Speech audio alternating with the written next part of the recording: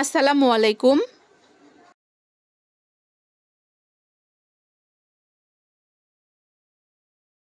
আজকে আমি আপনাদেরকে তৈরি করে দেখাবো মিল্কশেক রেসিপিটি। দুটি কলা স্লাইস করে কেটে নিয়েছি, ব্লেন্ডারের জারে দিয়ে দিলাম। এবার আমি 4 চা চামচ পরিমাণ চিনি দিয়ে দিব এবং 1 মগ পরিমাণ জাল করা গরুর দুধ দিয়ে দিব।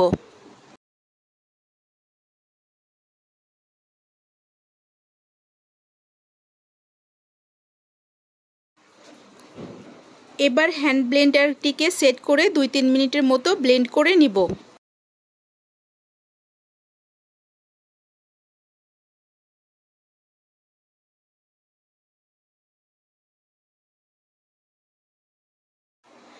এবার আমি দেখব ঠিকমতো মিল্কশেকটি ব্লেন্ড করে নেওয়া হয়ে গেছে কিনা। তো আমার মনে হয় যে আরেকবার ব্লেন্ড করে নিলে ভালো হবে, তাই আমি আবার দ্বিতীয়বারের মতো আরেকবার ব্লেন্ড করে নিব।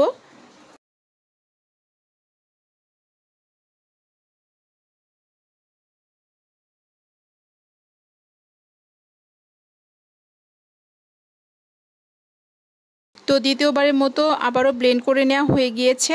এবার ব্লেন্ডারের জারের ঢাকনাটি খুলে দেখব ব্লেন্ড করা কেমন হয়েছে। ব্যানানা মিল্কশেকে এবার অনেক ফিনিশিং চলে এসেছে।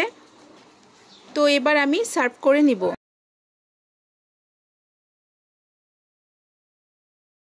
দুটি কাচের গ্লাসে ব্যানানা মিল্কশেকটি ঢেলে নিব।